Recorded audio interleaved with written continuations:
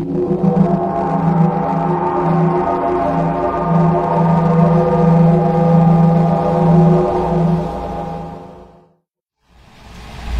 to American Dragon Presents Chinese Medicine in America. My name is Joel Penner. And I'm E Douglas Kihn. We're both doctors of Oriental Medicine and California licensed acupuncturists and herbalists.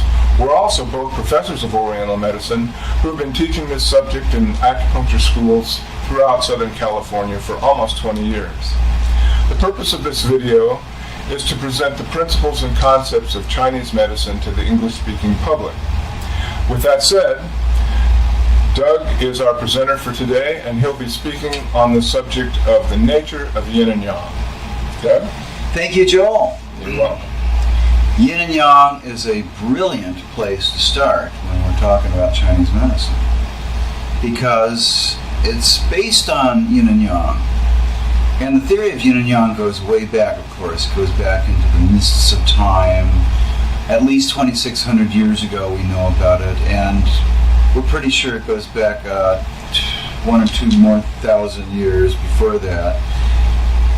And the theory of Yin and Yang really encompasses the entire universe. It's about the entire universe. It explains the entire universe through a duality of qualities. And we call those qualities Yin and Yang. We can explain everything. And if we can explain things, then we can begin to predict things. And that's very helpful in medicine. And we can also change things. So we use the theory of Yin and Yang to make people better and to heal their wounds and heal their diseases. When we're talking about Yin and Yang, it's important to keep in mind that they are constantly changing. Yin and Yang are not fixed entities. They are constantly evolving, and it shows up in this symbol that we see here on the screen, where Yin and Yang are in movement. That's very important, and we're going to come back to that concept in a little while, this concept of constant change. Now, Yin and Yang and the theory of Yin and Yang really is taken from my book, Chinese Medicine for Americans, which is found on my website. And you can, of course, purchase this book anytime you want. To really get going on Yin and Yang, we need to examine them in detail. And let's take a look at Yin, for example. What does Yin actually mean? Well, the character for Yin in Chinese medicine, in Chinese language, of course, means shady side of the hill. Shady side of the hill. And, of course, there's a sunny side to the hill, and that would be Yang. But let's take a look at Yin and shady side of the hill. When you look at the shady side of the hill, what do you find? You find molecules that are cooling and coalescing.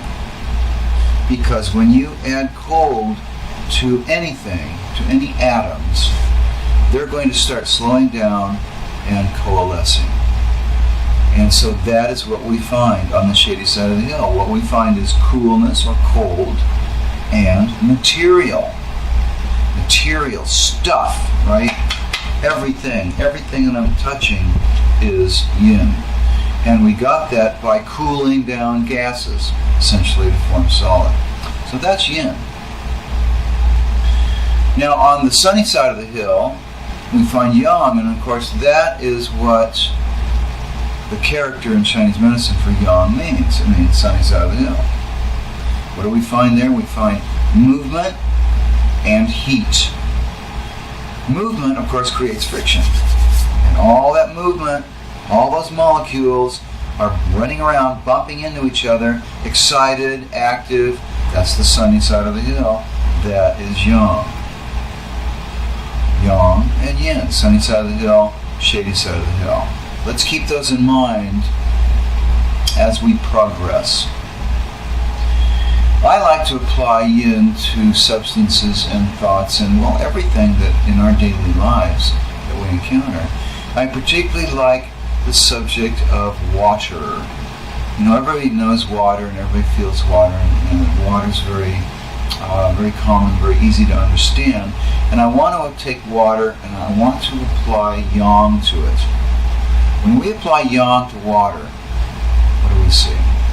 We see molecules that are excited and moving and becoming steam, right? Water becoming steam means that yang has been applied to that water and has changed the nature of it. It has now evolved into something different, and that is steam. It's a gas. Okay. Let's take that same water and apply yin to it. What do we get? Well, we get coolness, coldness, and material. Instead of a fluid, if you put enough yin in that, it becomes a solid. And then we call that ice. Right. Ice is water that has had yin applied to it. We're clear on that. I want to make sure everyone's clear on that concept before we go on. All right, very good. Now, we can apply the concept of yin and yang to a lot more things besides water. In fact, to everything. Everything in the universe. So, for example, I'm going to look at some concepts, some opposites, and we're going to decide if they're yin or if they're yang. So, for example, the sun and the moon.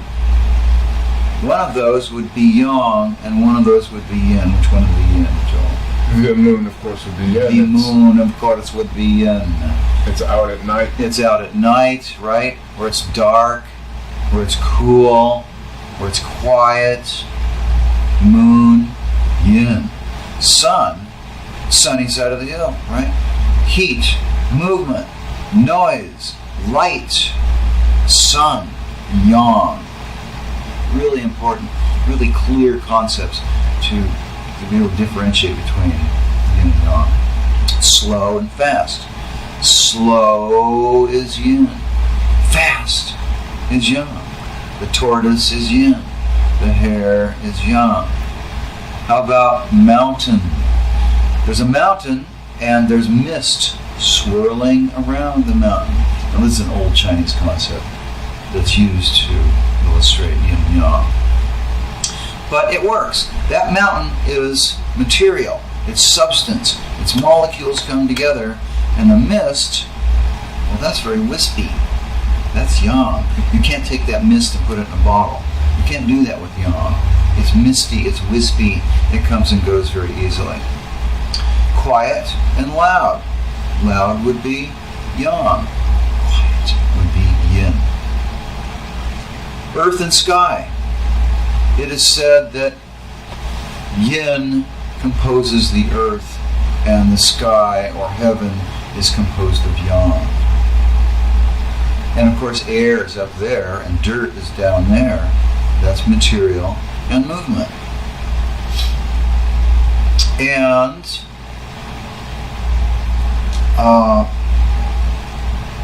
of course lower or down, that would be yin, and upper or up, upwards towards the heavens, that would be yang. Weak and strong. Strong is yang. Weak is yin. We need both, don't we? We need both. Protective, yang. Nourishing, yin. Right? Direct, yang. Indirect, yin. Transparent, yang. See right through it. Opaque, blocked, that's yin. Inside, outside. Which one is yin? Inside, obviously. Inside is yin. Outside is yang. Dark and bright. We already said that, right? Dark is yin. Bright is yang. Night is yin. Day is yang. Down and up. Ice and fire. Ice is yin. Fire is yang. And now one last one that I don't want people to take as synonyms of yin and yang, although they often are in common Western thought, and that is male and female. Male is yang, female is yin.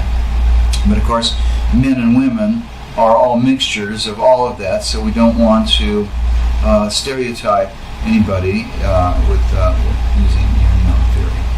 And that also, Doug, is represented by the Tai Chi symbol, where you have the major yang, which is the white, and the major yin, which is the dark. But within those, we have a light circle, a white circle, and a dark circle. That's the yin within the yang, and the yang within the yin. And that's true for human beings also. Every human being, whether they're masculine or primarily yang, has yin within, and females who are primarily yin have yang within. And it can change. Of course, that dot can be great big or it can be real small. Right. Everything is always in That's motion. right. That's right. And that's a really good point, because we're not chasing purity in Chinese medicine. You can get that out of your head now. We're not jumping on the purity bandwagon. We're not cleansing until someone's pure. We're balancing. Right? We balance people. We balance yin and yang. We want yin and yang to be just about right, just about even there. And that makes for a healthy person. And in Western terms, that would be considered homeostasis. Homeostasis, fancy word, 75-cent word, it's true. Balance of yin and yang. Balance of yin and yang. Now let's take yin and yang and apply it to some medical health concepts, just so we can bring that down to earth. Okay. Chills and fever. Chills are yang. Fever is, I'm sorry, chills are yin. Chills are yin. Okay, that's an outtake, right? Chills are yin and fever is yang. Fat and skinny, really important concept in America. Got a lot of fat people here. Of course, that excess weight, what is that? That's material, right? That's yin. That's yin, whereas skinny, really skinny, that would be yang. And we do find that really skinny people usually really moving around a lot of movement, a lot of heat. Heavy and light, heavy is yin, light is yang. Watery and dry, there are watery health conditions, that's yin. And dry would suggest yang in comparison.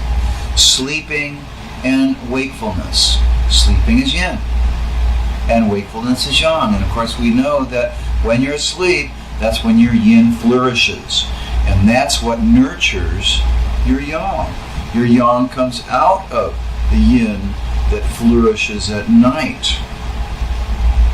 Whereas during the day, the yang commands the yin into place. It's the yang during the day that flourishes, and it tells all the molecules where to go. Go over here, go over there, make this up, do that, da-da-da-da-da. You see how they need each other in a very physical sense. Your yin and yang need each other every 24 hours. Instinct and intellect. Instinct, that's something you feel. That's something you're born with. That's yin. Intellect, that's something you develop. That's thinking. That's yang. And thinking and feeling. Thinking is yang. Feeling is yin.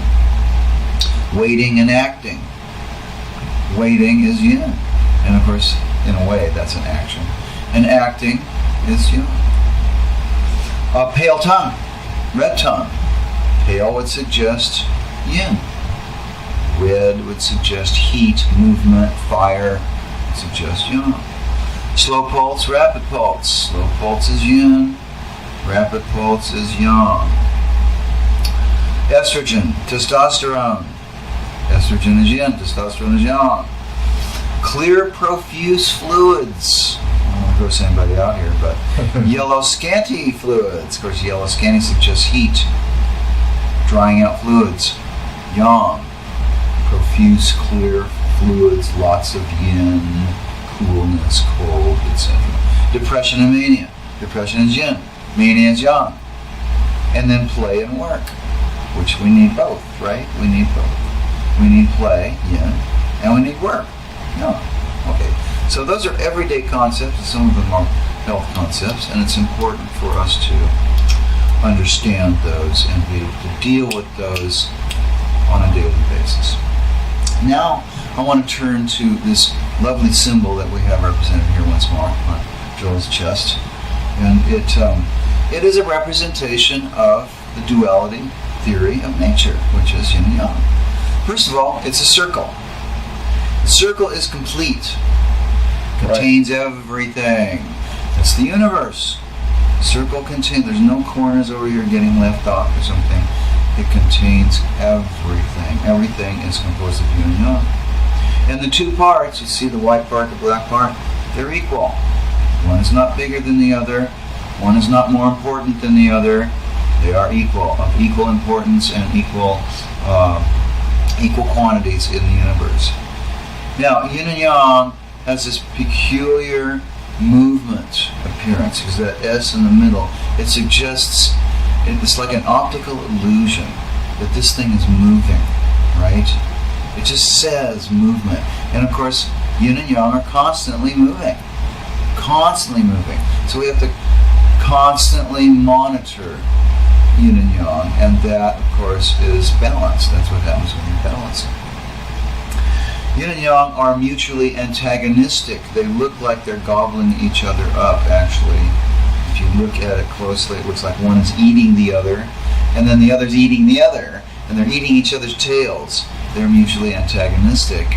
But at the same time, they're mutually supportive, because they need each other. They need each other to make that whole. And when they don't support each other anymore, when there's separation, death. That's death. That's the worst that can happen, is when yin and yang separate and don't need each other anymore. Goodness, what a world that would be, huh? Now, it wouldn't be a world. Yin and yang become one another. That's another peculiar thing about this symbol. It looks like that black is becoming the white, and the white is becoming the black. And that's true of yin and yang. Yin is constantly becoming yang, and yang is constantly becoming yin. And that's just the nature of the universe. And then, like we talked about before, that little dot inside, there's a black dot inside the white, and there's a white dot inside the black. That's to remind us constantly that there's no such thing as pure yin, and there's no such thing as pure yang. I mean, even when you look at this knee, it looks pretty solid, doesn't it? It looks very yin. But if you look at that very closely with the microscope, you'll see atoms whirling around. You'll see all kinds of movement in here. Because that's not a pure block of solids, whatever. It is yin, but it's yang within yin.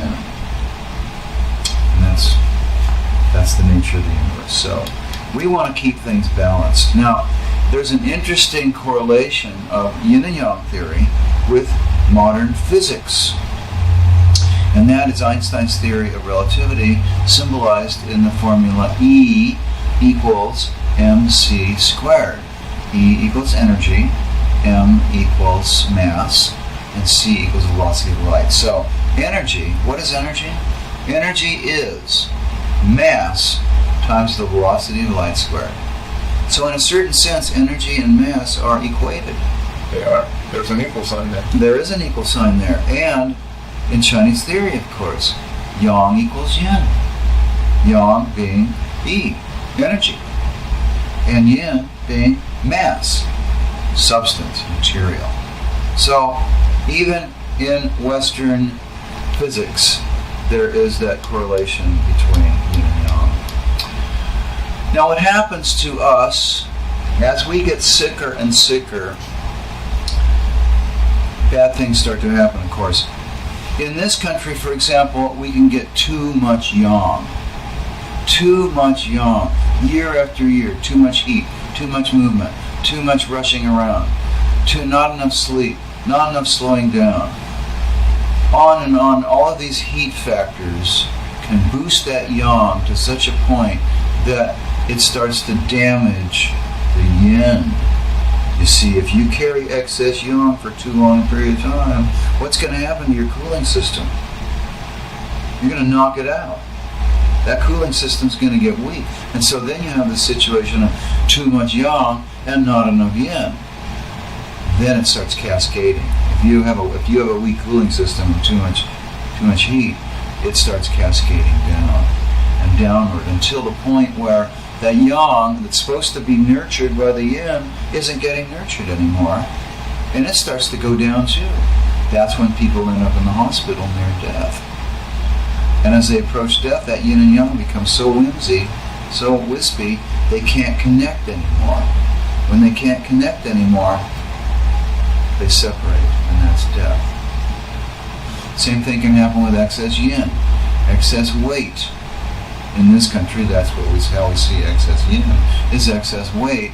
related to all kinds of bad problems: cancer, heart disease, stroke, diabetes, and a whole list of other things. Well, when you carry that excess yin year after year, decade after decade, it starts to really hammer the yang. And what you find is people having low energy, really low energy. And then the immune system, which is yang, really starts to take a dive. And then all kinds of problems happen when your immune system is too weak to handle invaders, tumors, and everything else. And so then that person can actually contract cancer, for example, end up in the hospital, lose all that weight, and have yin and yang deficiency, and then, of course, that's death. So we don't want, in this country, excesses of yin or yang to get out of control. And we're constantly chasing that tail. We're constantly chasing these excesses to keep them under control. So that is our little lecture or presentation on yin and yang. And the details of this, of course, there are more details in my book, which I encourage you to buy. It's online on my website. All right. Great, Doug. Thank you. And that's it for today's class on the theory and principles of yin and yang. Thank you, Doug. We'll be back presenting the next chapter in this, which is what, Doug? It's going to be 8 principles, and I think we're going to divide it into 2 parts because it's a pretty heavy subject. Okay, 8 principles. So please join us again for the next installment of Chinese Medicine in America, presented by American Dragon. I'll say that in a different way. American Dragon presents Chinese Medicine in America. Thanks for tuning in, and we'll see you next time. We understand that this is a lot of information to take in, and we know you'll have some questions. So please email us. You can email Dr. Kihn at drkihn@gmail.com or me, joel@americandragon.com. We'll be happy to answer your questions individually. If it's a frequently asked question, we'll answer it on video. Thanks again.